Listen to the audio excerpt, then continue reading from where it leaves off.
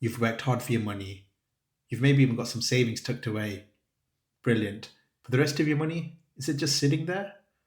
What if it could be put to work, potentially growing over time, helping you reach those really big life goals?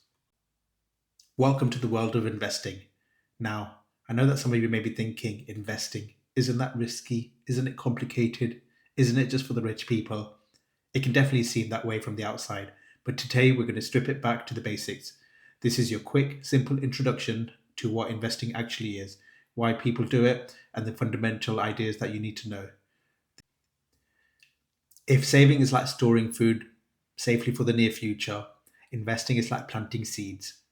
You use your money to buy things called assets, like tiny pieces of companies or loans to governments, hoping that over time these assets will grow in value or generate income for you, or maybe even both.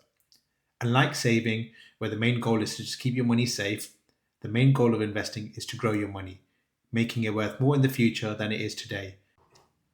Okay, so why take the risk? Why not just keep everything safe in savings? There are a few powerful reasons.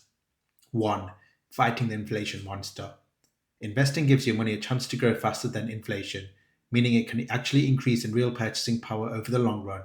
It's about protecting your future self's ability to afford things. 2. While savings interest rates are usually low, investments like the stock market have historically offered the potential for much higher returns over long periods. This growth can make a huge difference in reaching big financial goals. 3. The magic of compounding. This is where investing really gets exciting. Compounding is when your investment returns start earning their own returns. Imagine building a snowball. As it rolls, it picks up more snow, getting bigger faster and faster. Compounding works the same way with your money. The longer you invest, the more powerful this effect becomes. It's the slow and steady path to potentially significant wealth building. Now for the reality check. Investing isn't a guaranteed path to riches. It involves risk. 1. You could lose money. The value of investments can fall, sometimes sharply. There's no guarantee you'll get back what you put in, especially if you need the money back quickly during the market downturn. 2. It takes time. Investing is generally not for short term goals. You need to be prepared to leave your money invested for the long haul, typically at least 5 years, ideally much longer, to ride out bumps in the road. 3. It can seem complex. There are lots of different things you can invest in, and it can feel overwhelming at first. Don't let the risks scare you off completely. Understanding a few core concepts helps manage them. 1. Risk versus return, the trade off. Generally speaking, investments with the potential for higher returns also come with higher risks. Super safe investments usually offer lower potential returns. Understanding this balance and choosing investments that match your comfort level with risk is crucial. 2. Time horizon.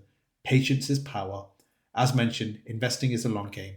The longer you stay invested, the more time your investments have to potentially recover from dips and for compounding to work its magic. Do not invest your money you know you'll need in the next few years. That's what saving is for. 3. Diversification. Don't put all your eggs in one basket. This just means spreading your money across different types of investments. If one investment performs poorly, the others might do better, reducing your overall risk. It's a fundamental way to make investing safer. There are many things you can invest in, but here are some of the common ones. 1. Shares. Buying shares mean you own a tiny piece of company like Apple, Tesco, or BP. If that company does well, their share price might go up, and they might pay you a share of their profits, i.e., dividends. Shares offer high growth potential, but can be volatile, i.e., prices can jump around a lot. 2. Bonds. When you buy a bond, you're essentially lending money to the government or a large company. They promise to pay you back on a set date and usually pay regular interest along the way.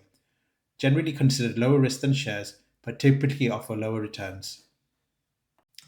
3. Funds. These are like baskets holding lots of different investments, share, bonds, or even both bundled together. Buying into a fund is an easy way to diversify instantly. Index funds are a popular type that simply aim to track the performance of a whole market index. For example, the FTSE 100 in the UK or the S&P 500 in the US, and they often have very low fees. Many experts recommend these for beginners. 4. Property. Buying a house or flat to either rent out or hoping its value increases. This can provide income and growth, but requires large amounts of money, involves significant costs, think about mortgages, maintenance, taxes, etc., and isn't easy to sell quickly.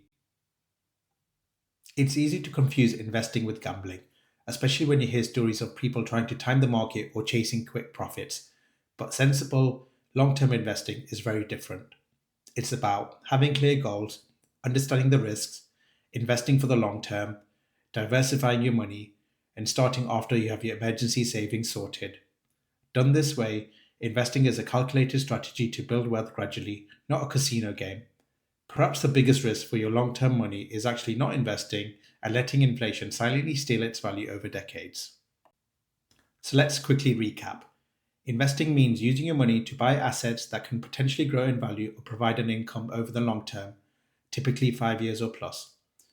It's your tool for beating inflation and building wealth for big future goals like retirement. It involves risk, and you can lose money, but understanding concepts like risk versus return, the importance of time, and diversification helps manage that risk. Common investments include shares, bonds, funds, and property. Crucially, investing comes after you build your safety net, that emergency fund. It's step two in building a secure financial future.